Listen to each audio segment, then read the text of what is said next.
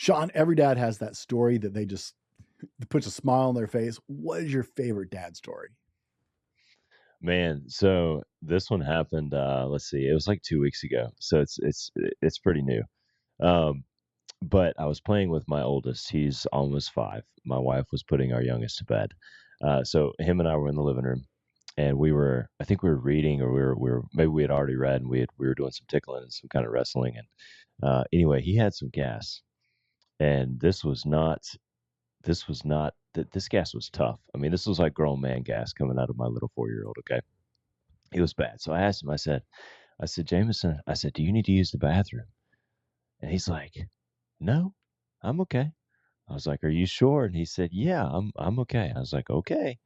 So anyway, we keep playing, and I think he was laying on my leg. I was sitting on the couch, and I was kind of like bouncing him up and down. He was having a good time and giggling. And anyway, he passed gas one more time, and it was one of those where when you hear it, you're kind of like, ooh, that's a dangerous one. So I looked at him when this came out. I just looked at him, and he looked at me, and we kind of locked eyes, and both of us, our eyes got really big because we both kind of knew what just happened. And he just said, "Oh, I got to check my undies." I said, "Okay, bud." I said, "Well, check your undies." So he checks his undies, and it's just just an itty bitty little spot. I was like, "Okay, this is good. We're okay." So it's like, "All right, buddy, take your underwear off, go to the bathroom, use the bathroom." So I got it. We got his underwear off. About the time we got his underwear off, it hit me. I was like, what if something started to come out and we're not sure yet? Okay. So we take his underwear off. He starts walking down the hallway. As he's walking, the culprit for this little spot on his underwear comes out completely, lands on the floor. He gets, so I'm like, oh God. So I clean that up. We're all good. I get to the bathroom. I'm like, hey, buddy, how you doing? He's like, I'm good. And then he looks at me. He looks in my eyes. He goes, Dad. I said, yeah, buddy, what's up?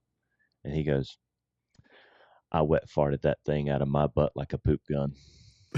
And I just lost it. I was like, oh my gosh. I said, that was incredible. And yes, you did. So my little redneck 4-year-old decided he needed to explain that to everyone. So that's the best one. That's the best one I got today so far.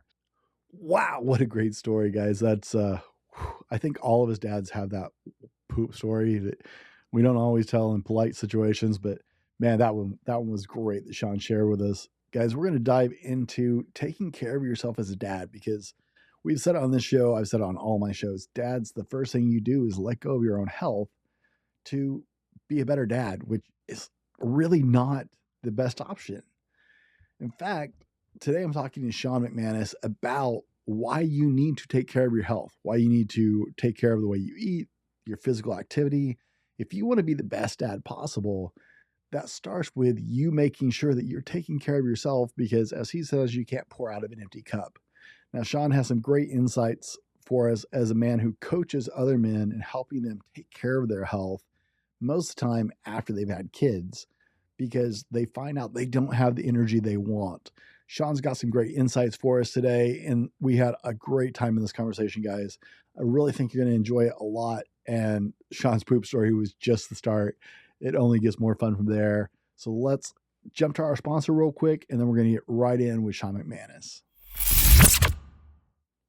Gentlemen, I sleep on a MyPillow. I sleep on MyPillow Giza sheets with a MyPillow body pillow. I have MyPillow towels, and my wife wears MyPillow slippers. I would never recommend a company I don't use. In fact, my family just got back from our yearly camping trip. We took our MyPillow travel pillows, and that's what we slept on, all of us, during the whole camping trip, and it was amazing. I absolutely love my MyPillow travel pillow. We're proud to have Mike Lindell and MyPillow as sponsors of the show, and you go to mypillow.com, use code TFM, that's our parent company, The Fallible Man. You can use code TFM to get up to 80% off your order and free shipping over $75 for our listeners, guys. MyPillow is always running great promotions, but anytime my listeners here at the Dad Hat Shenanigans podcast can get up to 80% off your whole order with free shipping over $75 just for our listeners. Guys, being a great dad means showing up as your best self, and part of that is getting a good night's sleep, and MyPillow will help you with that.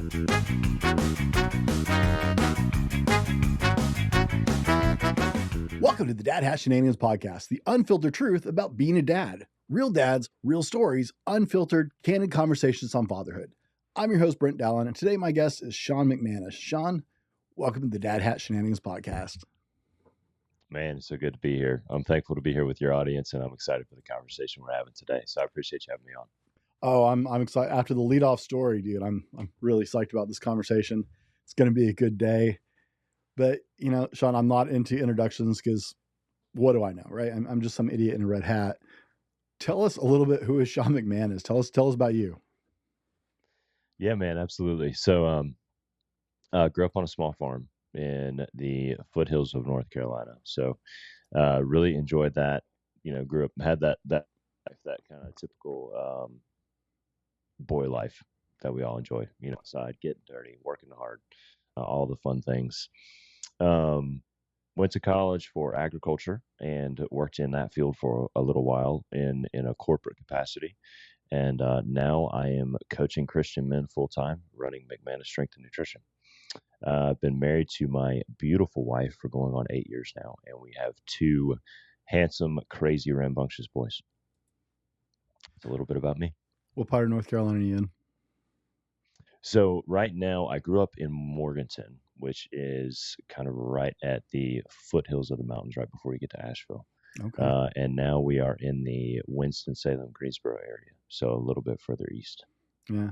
I spent some time in Kings Mountain for my last beautiful corporate job. I was down there building a data center. I'd be down there for 25 days at a time for a couple months, getting a new Pretty site place. set up. Yeah, it's a beautiful area. I got to drive through all that country because, you know, I was there by myself working for 25 days. So I went to work. I found a nice gym to work out at, and then I had time to kill. So I got to drive around the beautiful area. Man, Asheville was just gorgeous. I drove all over that region, and it's just some beautiful country. It is, man. Yeah, it's once you get up in the mountains, it's just gorgeous.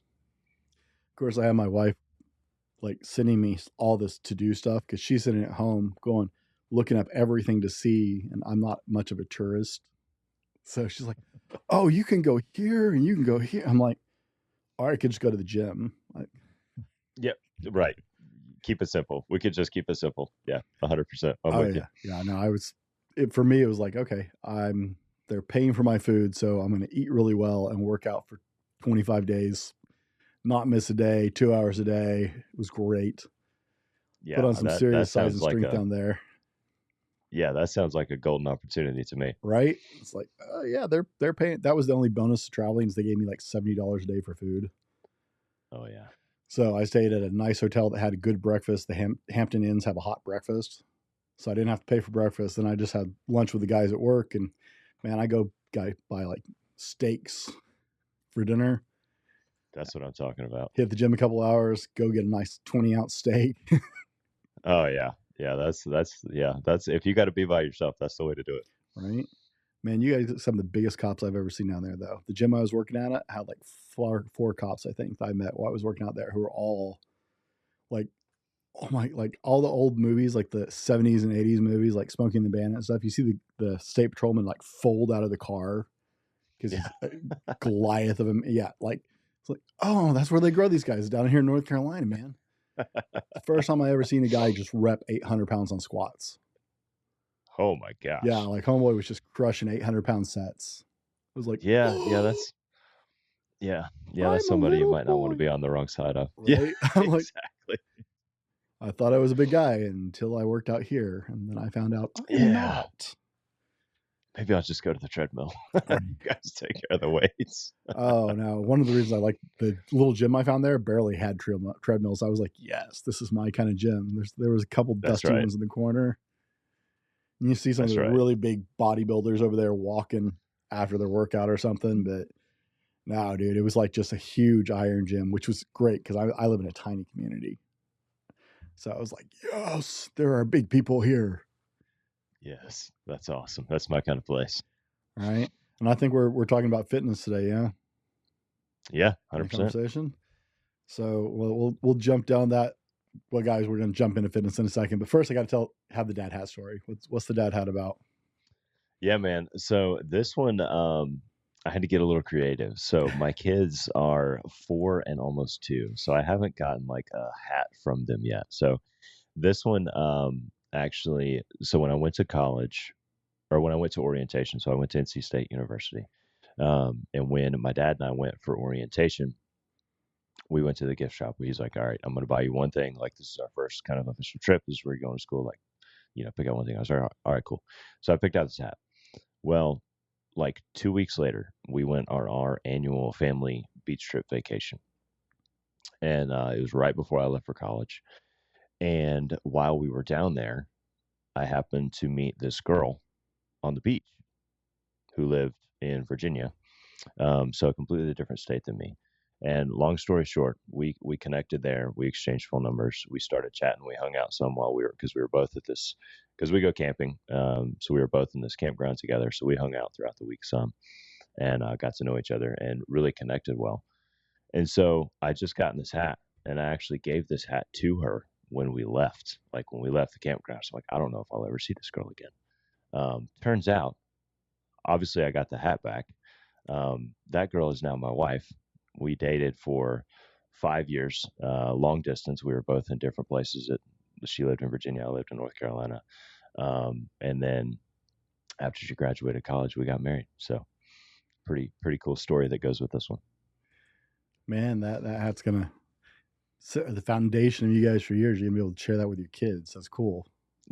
Exactly. Yeah. So when I was like, man, I got to have a hat with a story. I was like, that's a good one. Couldn't have had the kids without my wife. So I Right? figured that was Like, a good way to go into it. tell the kids, hey, this hat is the beginning of you.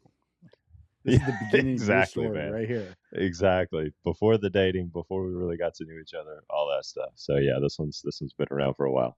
We just got back from vacation. My wife enjoyed actually telling that story because we met officially, like we had met in passing at overlapping events. We lived in different areas, but we met officially. Was visiting my brother who went to church, the same church she did. I went on their senior high retreat with them to the ocean, and we met there at the ocean where we were taking the girls camping. And so That's my wild, wife man. got to tell them that story while we were out camping this year was, hey, y'all's story started right here. That's so Right. cool. One of the things we did, we served at a gospel mission there in the closest town, cooking a meal. She got stuck helping me on the grill. And so that's really Nice. where the conversation started. So we drove by it on the way home yesterday, and she's like, that's where your story starts right there. That's it. So The beginning wild, of mom and man. dad. That's so cool. That's what we talk about too, because we're actually going. We leave on Wednesday this week to go. We're camping at the same place where we met. So where it all began, we're headed back there this week. But it's just cool. I love how God works in mysterious ways, man. Like Right? he knew that we were destined to be with each other, and because I would have never met this girl any other way. Like there's no way, that we just happen to be on family vacation at the same time, at the same place, in the same campground, Mm-hmm. and actually right next to each other on the beach. So it's wild, man. I actually really I feel bad, right? Because some people like go their whole lives trying to find the one, and yeah, I know so many people in my life personally that is like, through their faith they met their spouse, both people of faith, and God just crossed the road at the right moment for them, uh, and it's like, I don't even feel like I didn't wasn't looking for my wife when I met her. I wasn't looking to date. I was on a trip visiting my family. Yes, man. Same. Exactly the same scenario. I literally told myself in my mind, I was like, I'm not looking for anything right now. Nothing. I'm just not interested at this moment. It was like, okay, But yeah, you're guess getting what? ready to start college. You're right. You don't want to. You just Yeah, exactly. unwinding before you go to school. Exactly. Hang out with the fam before I leave for college. Yeah. That was the idea. Oh man, that it really is like the start of some of the best stories. And you said 8 years now. Yeah, yeah. So Congratulations. we've been married for 8 years in September, and then we've been together for it'll be 13 years in September. Right, there is certain milestones you get out of those first 5 years, and you're like, hey, we might actually be able to pull this off. Yeah. Yeah, man. Absolutely. my wife, Absolutely. my wife and I celebrated 24 years this year. Uh, Wow. and Incredible, so, dude. and we Congratulations. still every day is like, we might just make this thing work. Yeah, it's funny, man. Like it even when we were dating, there really wasn't a because I know that some couples because we were long distance for so long and a lot Hmm. of people, talk about, well, that just can't work. And man, I think it really helped strengthen us because we had to rely on communication because we would go, oftentimes, most of the times it was 2 weeks before we saw each other. And then as we were together for longer, um, it started to be like, yeah, a week here and there. But yeah, we had to learn how to trust each other and we had to learn how to communicate very early on in order to even have a chance. So Oh yeah, I definitely think it strengthened us. there is so much value in that. That was a my wife lived in Washington State when we met. I lived in Missouri. Wow. Our whole relationship was long distance. Yeah. When I proposed to her, I had spent a total of less than 10 days of our life in the same place. Wow. That's amazing, man. That's Uh, incredible. so, like, I had to fly her. I was stationed in Florida at the time. I had to fly her down to Florida to propose to her. And Wow. her parents still weren't letting her go anywhere. So, my parents had to drive to Florida. I paid for their trip so she could come to Florida to see me because her parents weren't going to let her come see me otherwise. She was Yeah. 18 at the time. Yeah. Um, and so, yeah, but before we actually, like, before I moved, I got out and moved up to Washington eventually. We hadn't spent more than 2.5 weeks of our lives in the same zip code, even. Wow. Wow. That's amazing. But it was phone calls and letters and, that Yeah, dude. You communication had to before. absolutely. And that was before,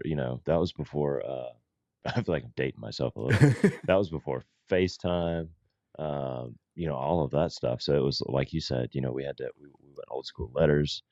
So we really enjoyed that. And we actually, we kept most of them. And we were going through some stuff a few weeks ago and found a bunch of them. So that was a cool little trip down memory lane. But yeah, lots of phone calls, letters, Skype. We had Skype then. We did some Skype dates. I don't know if you remember Skype at all, but yeah. Oh, you want to date yourself, dude? I'm much older than you are. We had long distance calls. I spent most of my paycheck on long distance calls. Like, cell You got me phones beat on weren't that even one. common. Like it was. We got married in 2001. So Nice. like our relationship was prior to that. So yeah, like I had a cell phone at one point before that, but yeah, like cell phones weren't common. We just long distance calls back and forth. Like Nice. that was half my paycheck just calling her. So My man was committed. I love it. so now, Sean, you want to talk about fitness as a dad and leading to fitness, and I think that's an incredible conversation that we need to have as fathers. So let's go down that road. I'll let you kind of take the lead. What do you want to talk about?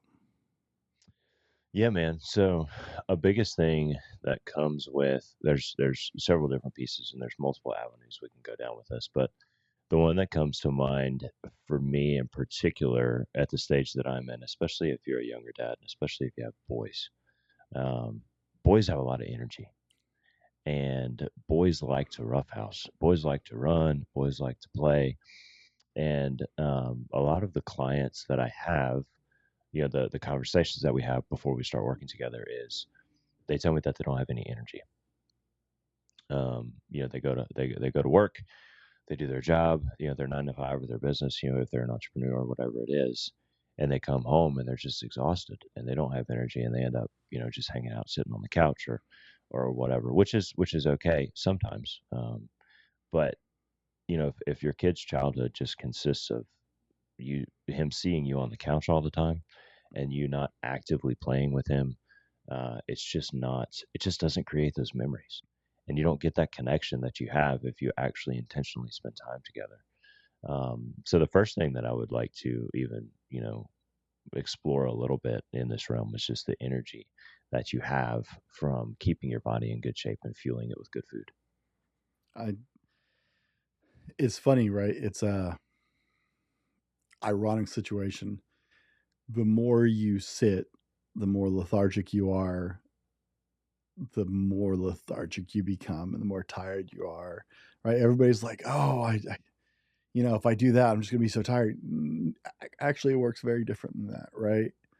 Um, I spent years as an IT guy, so I was at a computer, and still even doing this, probably spend 10 or 12 hours a day in front of a computer, Right. which just kills me. Uh, I absolutely hate it. I'm a very physical person, but you've got to find that movement's health. Like I do it because I move because I broke myself so badly. I've had some pretty severe injuries, and so if I don't keep moving, just like you get more lethargic if you stop moving, if I don't keep moving, like I get to where I can't move. Right. Right. So what do you talk to about your clients with your busy dads? Like, because that's the first thing we drop as men. To make time, we let ourselves go. Yep. So Yep. what does those 100%. conversations look like? Yeah. So the first thing is just the reframing of that. Um, as dads, but also as men in general, our job is to serve. And if we're biblically speaking, our job is to lead. Well, we serve best by leading well. So when we talk about the service aspect of it, a lot of the times we get that mixed up. We're like, well, I just have to serve these people. I have to sacrifice for these people, which is true to an extent, but we take it too far into the realm of I have to sacrifice, sacrifice, sacrifice, sacrifice for these people, and then that we end up sacrificing ourselves in the process of that. And the problem with that is, okay, you've served all day, you've served your job, you've served your business or your employer, and now you come home and it's time for you to lead and to serve your family, but you don't have anything left. So these people that mean the most to you are getting the scraps and the leftovers because the way most of our schedules work is we have to go to work first. And then the time that we have with our kids is in the evening, that kind of 5 to 8 or 5 to 9 before bedtime. And we don't have any energy left because we've just been serving and serving and giving and giving and giving. So the way that I like to reframe it with my guys is like, look, I know that you feel like if you go to the gym or if you take 30 minutes or an hour to work out, you're framing that in your mind as taking that time away from your family, when in reality what you're doing is you're filling your cup back up some, so that way you actually have something to give your family when you get home. So the majority of the guys that I talk to and that I work with, and even myself at some times, it's I want to give everything for these people. These people are the people that I care about most in the world when it comes to my wife and my kids. But if I'm not doing something to fill myself back up, I don't have any of me to give. So I'm trying to pour from an empty cup. So we have to reframe it as, okay, I've got to fill my cup back up some. So that way, when I actually give to them, I actually have something to give instead of just scraping the bottom of the barrel and trying to give them what's left. Does that make sense? Yeah, absolutely. I frequently ask on my other show. We talked off camera about my other show some, and I frequently, like, the start of that journey for me was, what does the best version of myself look like, right? Because in my heart, my wife and children and myself, but we tend to think of our wife and kids first. My wife and children deserve the best version of me, right? And so you have to start digging. What does that actually look like? It's the best version of me, the guy who comes in and couch potatoes the rest of the night, or the guy who can run and play with my kids and play tag with them, run down the beach with them, or whatever, right? And so that's really my original journey into showing up as the best version of myself started with, don't my wife and kids deserve the best version of me, right? And what does that look like for me? And that was a huge wake up call because I've been sitting in IT for years doing IT work and let my health go down. And I come from a military background, super fit, and just watching that when I went from construction to the IT industry, watching myself just get fatter and lazier, It's like this got to stop. Like I can't be good for them if I'm showing up like this. Right. And I Right. even termed That's it in the thought of my marriage is like, does I don't want to see myself naked. Why would my wife want to see me naked, right? man. Yeah. Yeah. Yeah. You're speaking my language. Um, but yeah, I mean, it comes down to, like you said, what version of you do you want to give them? Because in our words, and I think this is true for the majority of guys, especially the majority of dads, like they want to be the best version of them for their kids, but it's just gotten twisted somewhere in our minds and in our society where you think the best version of you means not taking care of you, which is not the case. Um, we say that we want to be there for our families. We say that we want to be there for our kids, but we're doing the things that are going to shorten our lifespan in the long term in the process of saying, no, I want to be here. So instead of me going to the gym for an hour or working out for an hour, 30 minutes or whatever it is, I'm going to go spend that time with my kids. Well, you're inadvertently possibly shortening your lifespan because you're not taking care of your physical self or this physical body that God has given you, but you're doing it and saying that you're doing it because you want to spend more time with your family. So we have to reframe that in our minds. I think that's the first step for a lot of guys. I had a weight loss coach I interviewed one time. He said the most potent question I have for guys is you'd rather you say you die for your kids, but you won't live for them, Hmm. right? And Yep. reframing that idea of taking care of your health, what you eat, being active, being healthy, being fit is about living for your kids. Do you love them enough to do that? Hmm. Dying's easy. Living's rough. Yep. Yeah. Yeah. You're 100% right there. And it does come down to that because, we kind of have that, as men, we have that age of like, oh, I'm the protector, and you should be. But the odds of you having to quote unquote take a bullet for your family are pretty slim. The odds of you having to take care of yourself and wanting and being able to play with your grandkids are much higher. So we need to be focused on the making sure that we can be there in the long term and making sure that we're physically able to do those things and to take care of ourselves and take care of our kids. There's another guy that I've had conversations with. He's also in the fitness space, and he talks about the way he puts it is, you say that you want to take care of your family. You better make sure that you're not going to become a liability for them in your old age, as best we can. Oh yeah. There's certain things we can't control there, but whatever is in our control, we should be controlling. It's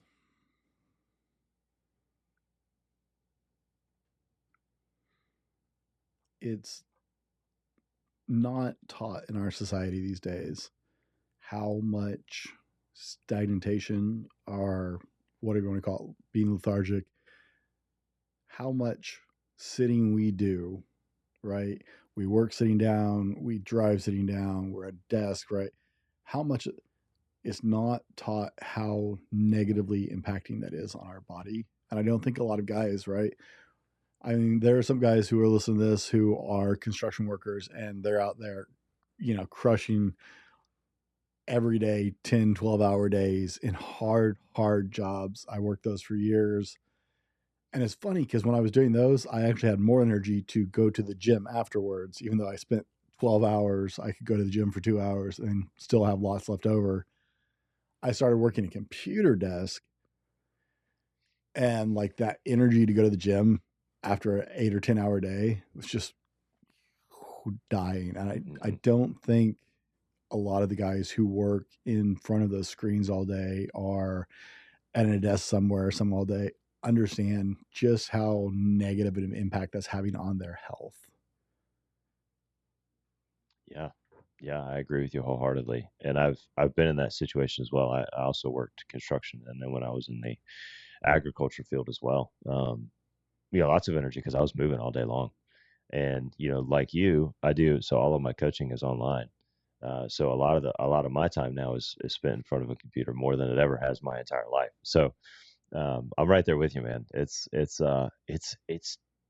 sucking. It is energy sucking to sit here. Um, and we have to force ourselves to get up and move because the age old, get my words straight here, age old adage of a body in motion stays in motion and a body at rest stays at rest, which is what you were talking about just a little while ago. So, how do you get your clients from that point of realization to actually start moving and going? Mm. Yeah. So the bottom line with all of this and the thing that gets guys to change, there has to be a strong why behind it. So that's kind of the one of the first steps that I go through with my clients when we get on a call or when we talk is just working through like, hey, what's your reason behind this? What's the reason for staying in shape, or what's the reason for getting in shape? Because once we have a strong why, once we kind of have that um, revelation of what that why is, oftentimes that leads to some conviction, and then that conviction leads to the discipline to actually get up and move. But it has to start with a why. Why do you stay in shape?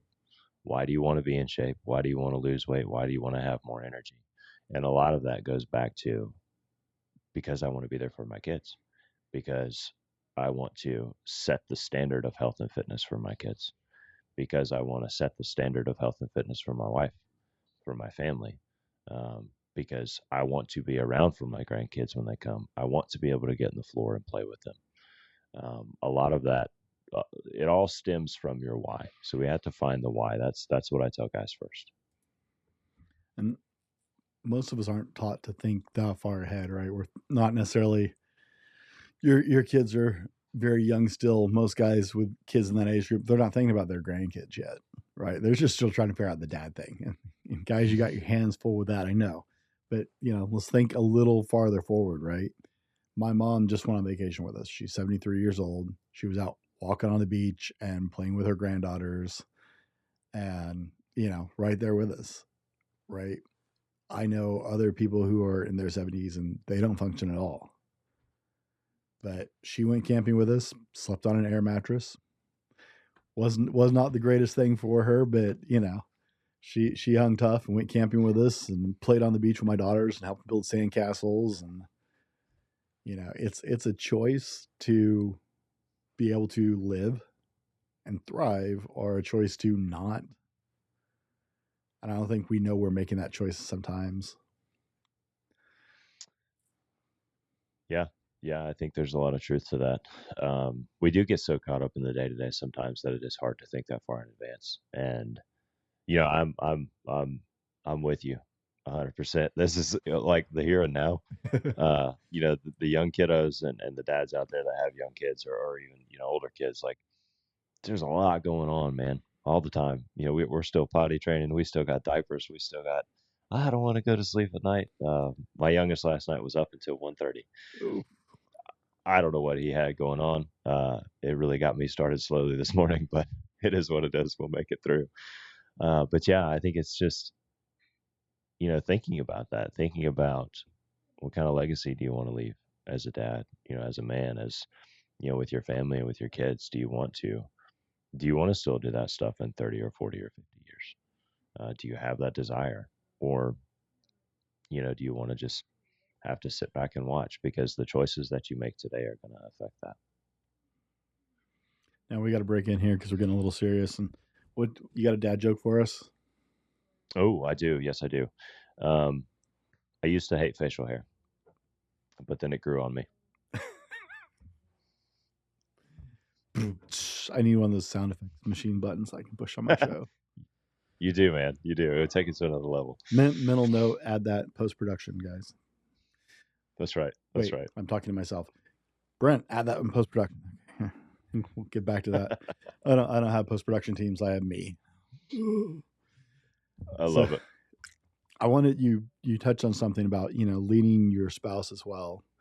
So I was reading the other day some statistics because I'm a nerd and I like to read statistics, and it was that your wife's health routine actually has if you were to weigh it in a percentage, 60% of the weight of your children's take on health will come from your spouse. They'll come from your wife. The fathers will have less of an impact on their children's future health choices. So to me, I read that means we got to make it count. Like our 40% or whatever's left, we got to make that count. But that also involves we've got to encourage our spouses, because it's really easy for moms, especially right after a baby or whatever, to struggle with getting active again, feeling themselves again, right? That postpartum time period can be really rough. And so I like that you were talking about, helping lead your wife as well in that. Is this something you go through with guys? Do you encourage them to get their spouses involved with it, or? So the first thing that we focus on is ourselves. That's where all of this stems from. So we talk about leadership. Leadership starts with self leadership. So you can't lead other people well until you learn how to lead yourself well. So that's why we always start with like the guys that I work with. It's like, look, this is about you. It's going to bleed over into your family inadvertently. Like that's a side effect. That's a benefit eventually. Maybe not right at first, but that's okay. But we have to make this about you. So that's where we start. We start with building those habits of self leadership, and then as they do that consistently, as they continue to move forward, that's when they start to have more weight and more emphasis on being able to, maybe guide their wife through this, or maybe guide their kids through this. Um, I'm thinking of some of my clients, because I think actually all of my clients are dads. Almost all of my clients are dads.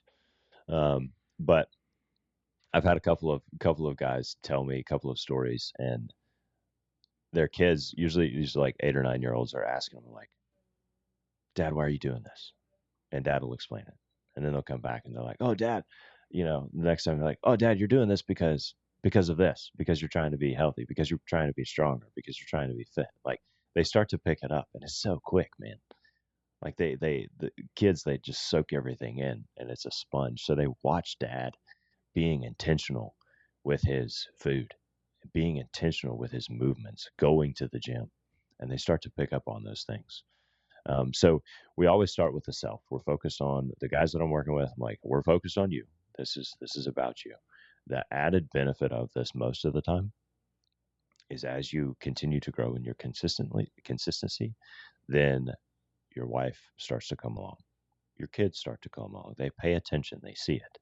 I've had a lot of guys that I've worked with. They started working out, and then we're by the time we get towards the end of our time working together, their wife is working out with them, or their wife has come on board with helping them with meals. And then we talk about the statistics that you just talked about. Like we didn't really go into it going, "Hey, honey, I'm going to do this. You have to do this too," because it doesn't work that way. They see you, they see your example, and then they start to follow that example. Versus the kids are going to do what you do versus do what you say. They're going to follow that lead and follow that example. I I don't know what disciplines in fitness you particularly love. I love strongman, like the Arnold strongman competition. That's my Super Bowl. I love it. I literally block that off that weekend of the year. I block it off on my work calendar. I don't work that weekend. I stream That's it awesome. on Rogue's YouTube channel, because Rogue Fitness is their primary sponsor, and so they stream all the events. So that whole weekend, I put YouTube up on my big screen TV, and I stream the Rogue Invitational Arnold Strongman event, and I watch. love it, And man. I've been doing it for years. Like I love watching that. My kids watch it with me now too. Right? I've got them to Nice, where they nice. watched it, and but I've been following Brian Shaw for years, all through his career. Hmm. And his wife has one of the greatest Instagrams ever, though. Carrie recorded one day, the boys, they had like this big play truck, right? One of those you can sit in. And the youngest one was sitting in it. And the oldest one had a strap around him and was dragging the truck behind him. And Carrie panned out, and Brian was outside dragging a truck. That's amazing.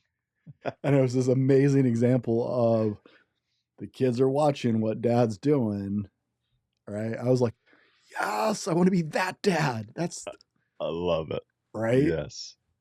This just, I laughed so hard. At the same time, it was so cool to watch. It was like, they're watching what dad does, man. Like this is big. Your kids Man, see everything you yes. do. Yes, that's so true. That we were talking about dad stories. That reminded me of another one. I'd love to share it Yeah. if we got just a Yeah. minute. So I took my oldest to the pediatrician. This was, I don't know, a few months ago. And she was asking him about what he eats. I don't remember how, but he did this completely unprompted. And she's like, we're talking about food or whatever. And she's like, what do you like to eat? He goes, I eat a lot of meat for my gains. And I was like, let's go. No promptings from dad. None of that. He was just like, I eat a lot of meat for my gains. I was like, my man. It's funny. My daughter is old enough.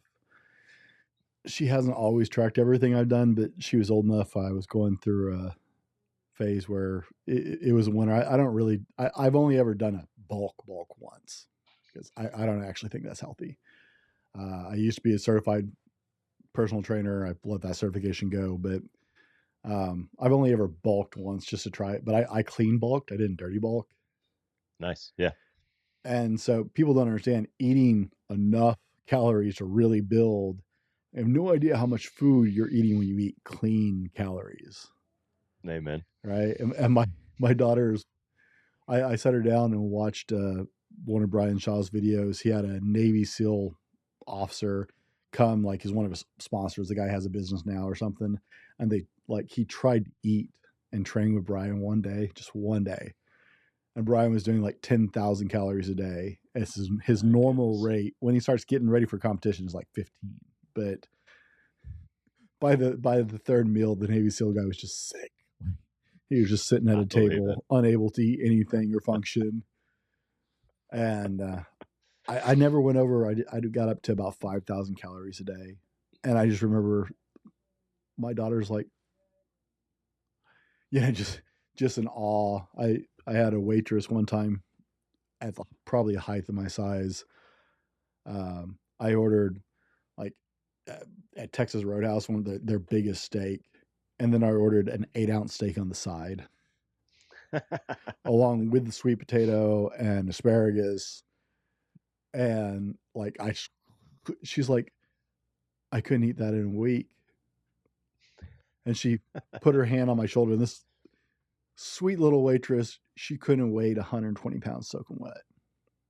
She's like, you lift, don't you? I said, yes, ma'am, I do. I just got out of a 2-hour session in the gym. She's like, what'd you do today? I said, I pulled 500 pounds.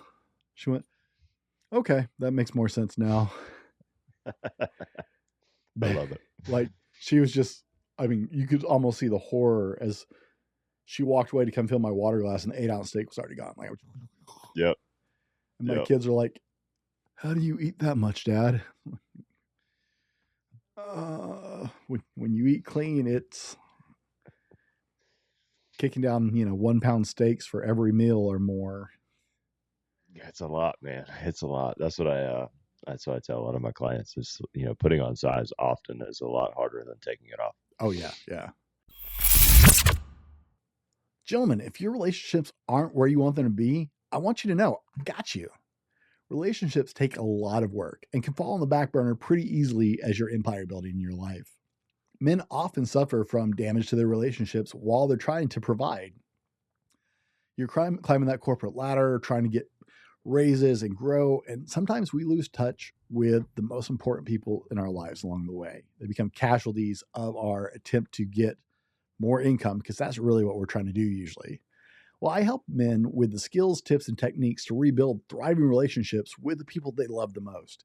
Even if you've struggled with being the husband or the father you want to be in the past, reach out, schedule your free discovery call at purposedrivenmen.com to learn the skills you need to connect deeply with the people that matter most that you're doing all this for anyway. Let's get back to the show. How do you get men to eat healthy? Because that is not our forte. As men in general, I hate to throw generalizations, but eating healthy is not our forte as men in general. I feel safe saying that as a blanket statement. So how do you get men to start eating better? Yeah. Yeah. So the easiest way to do it, and this is after we get started, once they adjust to the way that they feel after they've had a couple of weeks of putting in good fuel, once you kind of get over that initial, oh, this doesn't taste as good as fried chicken and Snickers bars. Once you get over that, your body feels and works so much better that it's like, okay, at this point, it's hard to go back. But getting there oftentimes just takes small changes. So we, talk about, let's just say we're going to take a guy from eating total garbage to eating clean. Let's say we'll just do breakfast for example. Let's say he's eating a bowl of, I don't know. There's so many crazy sugary cereals now. Let's just say cinnamon toast crunch. We'll go with the OG original. Poison out. Yeah. Oh, it's so good though, man. Gosh, it's so Right? good. Okay. All right. I'm gonna have to go buy some cinnamon toast crunch. So let's say we need to take him from eating that to eating something healthier. So we'll start with making a small change. It's like, okay, man, we're gonna stop the cinnamon toast crunch, and we're gonna shift over to the little Quaker oatmeal packets. Okay. Still too much sugar, still too many carbs and not enough protein, but it's better than cinnamon toast crunch. So we're going to do that for a week or 2 weeks. Once that becomes normal, then we're going to shift again. It's like, okay, now we're going to go to maybe a plain oatmeal, and you can sweeten it with honey or fruit or things of that nature. So we just take it in small steps at a time, because the problem that a lot of people have, especially when they shift, they're like, okay, I want to eat healthier, is they go from eating fast food 3 times a day to eating boiled chicken and kale 3 times a day.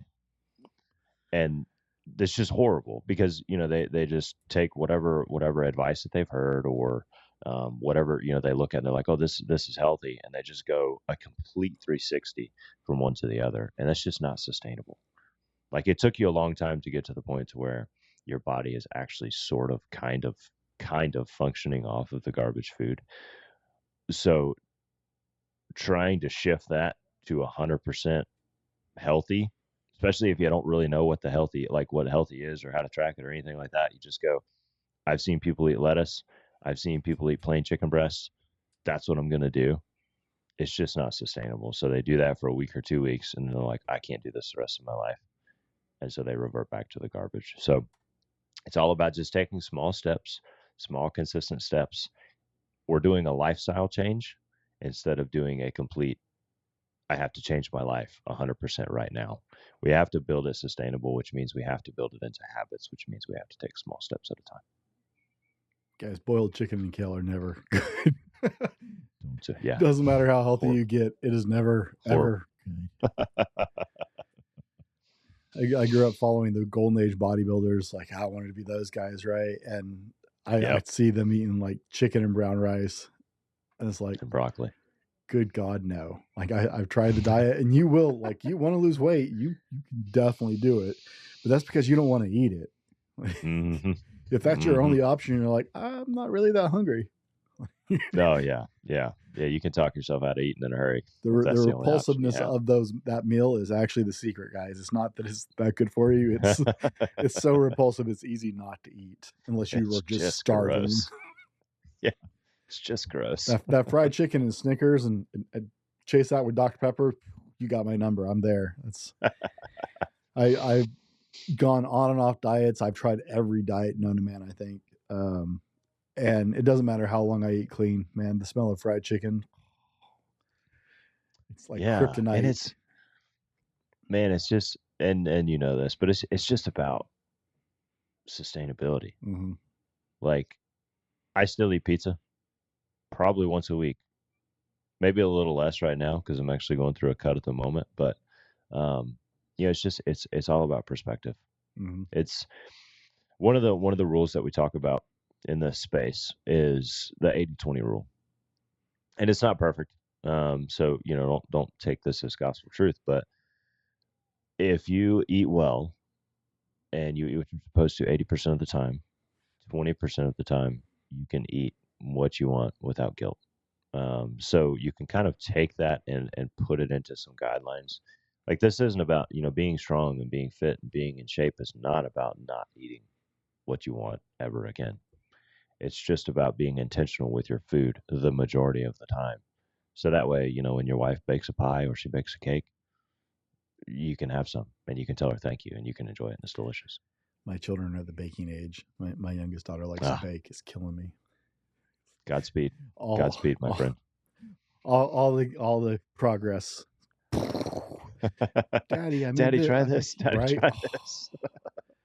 And I How, want how are you going to say no? right exactly when that little one's. But I made it, and you're like, uh, Okay. yep, that's delicious. Okay. Okay. Oh, you made 4 dozen cookies. Oh, okay. I'm really good. That's pretty. Right, everybody's got that line. I'm good at if I'm trying to stay healthier. If I don't bring it in my house, I'm not tempted to buy it. Same. Right, as long as I don't. Yeah. If it's in the house, I'm like, ooh, I know there's ice cream in there. Right. Yeah. I'm with you. I'm And with you. And that's a hack.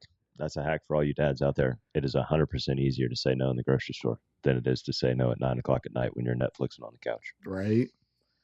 And guys, let's make it real clear.